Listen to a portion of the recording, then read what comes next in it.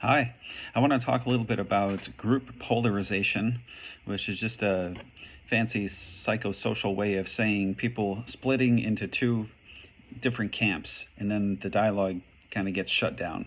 I think in these times, especially, the dialogue can easily get shut down. People say, "Oh, you're one of those. You're on that side. I know what you're going to say, and I don't want to hear you." And or they do it on the other side too. You're fill in the blank, so I know you believe fill in the blank, so I don't want to talk to you. But the problem is we don't automatically know what the other person believes or is going to say based on whatever characteristics we're drawing assumptions from.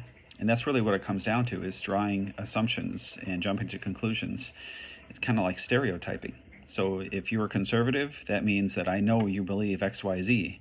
And if you're liberal, you believe ABC. Well, not necessarily. Not every conservative believes the same thing, and not every liberal believes the same thing. So I borrowed some of my kids' toys to help illustrate this. So let's say that this is Ashima from the Thomas and Friends series, and this is Kitty from Paris. This is Toad, and this is Thomas. So let's say that Thomas and Toad, they're on my left. So let's say that they believe in a liberal opinion, and Kitty and Ashima believe in a conservative opinion.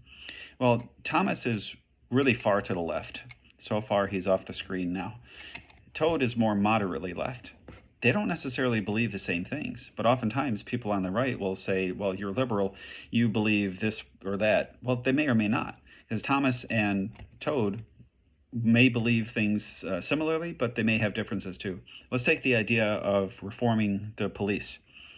Thomas has a really extreme opinion on that. He wants to get rid of all police. So put him all the way over off the screen. That's an extremely left opinion. Well, Toad doesn't want to get rid of all police. He just wants to reform police. So it wouldn't be fair to say, oh, you liberals all think the same. Or if you hear that Toad is on the liberal side, well, I don't want to talk to you because you want to get rid of police. Wait, no, I don't. I just want to reform police. So if you just lump them all in one category and say, I don't want to talk to you, you never actually get to hear what Toad has to say. This idea of defunding the police was new to me, and I just found out it doesn't mean getting rid of all funding. It doesn't mean getting rid of police. So if you hear that Toad believes in defunding the police, you may think that's a Thomas extreme position, but it's really not. So you have to keep the conversation going and really listen. So, it happens on the other side too. The liberals do this to conservatives. There are some extremely conservative positions, but again, the extreme conservative does not necessarily believe the same thing as the moderate conservative, but they're all kind of lumped in the same thing. So, oh, you're conservative, you must be a racist, and you must not care about police brutality. Well, wait a minute. I mean, maybe there's some extreme positions that say, nope, I think the police are right no matter what they do. I don't care about police brutality. So that's a really extreme, off the grid kind of response. But that's not what Kitty believes. Kitty's more moderate. And again, if you just lump them all together and say, oh, you're conservative, well, that must mean that you support the police no matter what they do, and you don't care about Black lives, you don't care about police brutality. But wait. That's not what this person believes.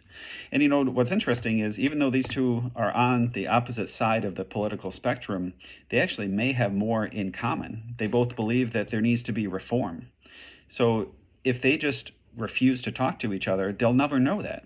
And then here's the other thing that bothers me. Not only is this shutting down this dialogue, that this assumption that, oh, you're one of those, I know what you're going to say, I don't want to talk to you, that shuts down this dialogue. So let's say that Toad... nobody on the right will talk to Toad. Well, who's the only one left for Toad to talk to?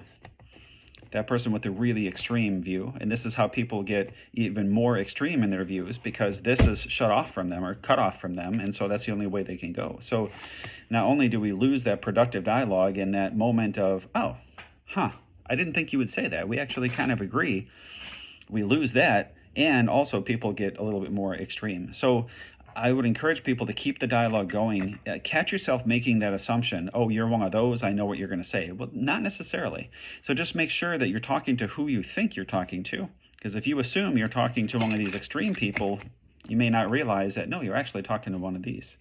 The other thing that may help is to clarify terms. Ask, what do you mean by whatever you're talking about. Take the defunding the police. I mean, you can get into an entire argument about defunding the police, but if you don't realize that defunding doesn't mean getting rid of, you're not even arguing about the same thing. So you could be having this not great, but you can be having this intense argument about getting rid of the police, but neither of you actually believe in getting rid of the police. You believe in just reforming the police and changing the way that police are funded. So just be sure to ask, okay, wait, hold on. What do you mean by defunding the police? Or what do you mean by privilege? What do you mean by racism? What do you mean by Blue Lives Matter, Black Lives Matter? Make sure you're talking about what you think you're talking about. And again, avoid those assumptions. So we need to get back to the place where we can talk to each other about things we disagree with. So hopefully this little illustration helped. Keep the conversation going, folks.